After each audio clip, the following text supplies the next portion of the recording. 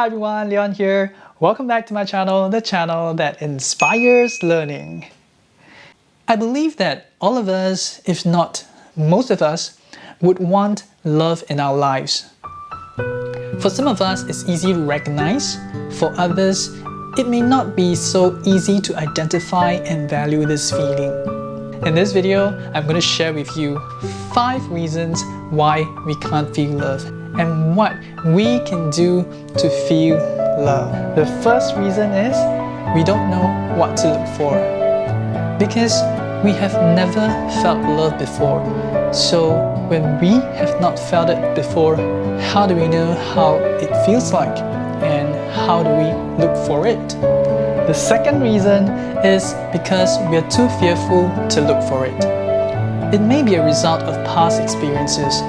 We avoid it because we have felt pain and suffering before in a failed experience. And that's why we avoid looking for it.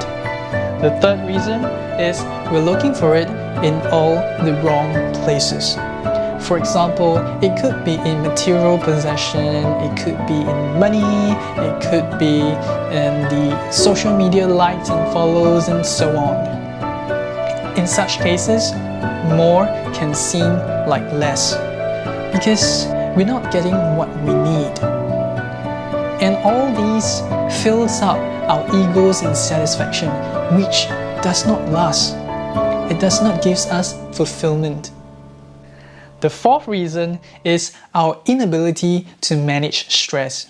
When we are stressed, some common solutions will be to think positive, to suppress our emotions, and to take medication. However, medication can be a quick way to numb our emotions, but it is also numbing our ability to feel love as well, because medication cannot differentiate between the desired emotions that we want and the undesirable emotions that we don't want. Similarly, if we suppress our feelings, this builds a wall or barrier between us and the emotions that we don't want to feel and we want to feel as well. Therefore, in the long term, it is not helpful to us if we want to feel love. The fifth is overthinking. Overthinking can lead to not enough loving. When we are lost in thinking too much, we will not notice that life has begun to feel more like a burden than a joy, because so much of our focus has gone to our thoughts instead of our feelings. And the longer we're in this state, the more numb our feelings are. So, how do we feel love, and what is it like to feel love? From a biochemical perspective, it was discovered that the hormone oxytocin facilitates loving experiences and social behavior. Oxytocin is also known to counteract stress hormones like cortisol, and it can reduce stress and trigger emotions such as happiness and affection. So, how is oxytocin produced, and how can we produce more of it? Oxytocin is triggered by non-verbal emotional cues that express understanding, approval, affection, and attention. It can be hugs, kisses, gazes into their eyes, and so on, or some other positive non-verbal cues. One of the ways to secrete more oxytocin is to slow down our pace. How many of us are just so busy rushing around here and there and getting ourselves exhausted and so stressed out at the end of the day? And when we are too busy for emotional connection, we lose the opportunities for us to feel love and make others feel love.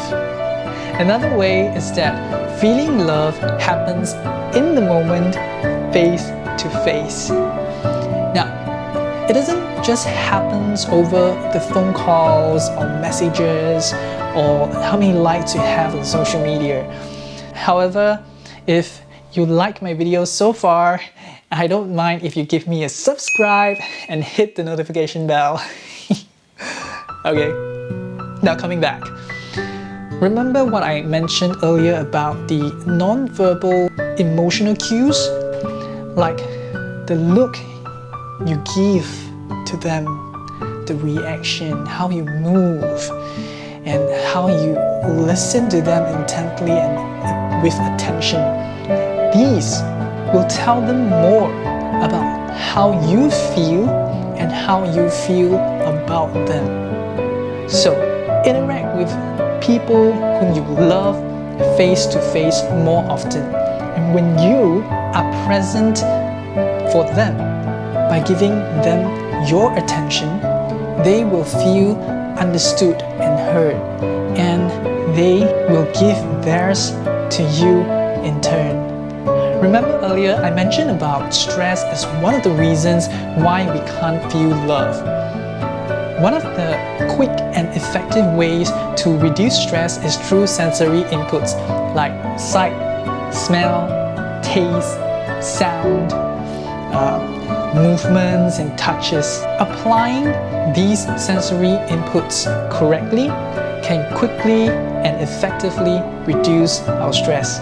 For example, you can look at a calming portrait or smell some calming aroma and maybe squeeze that stress ball that you have and feel all these sensations. And some of you may be doubtful that, is it that simple? Yes, it is. The thing is, we have to find out which sensory inputs works best for us. Some of us may like sights, like looking at beautiful, calming scenery. Some of us may like listening to music that soothes our soul. And these requires us to take effort into finding them.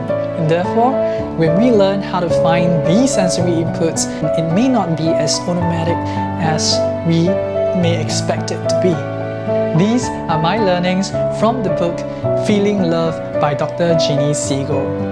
If you're interested in purchasing the book to read for more details, click the link below where you'll get books at great prices and free delivery worldwide. If you like this video, hit the subscribe button and turn on your notification bell to be notified of my weekly learnings. Leon here, wishing you well, and thank you for watching. Do check out these other books I've reviewed. I hope they will bring more value to you and inspire you to bring out your best potential. Hit the subscribe button and be part of a journey to inspire learning. Leon here, wishing you well, and see you in the next video.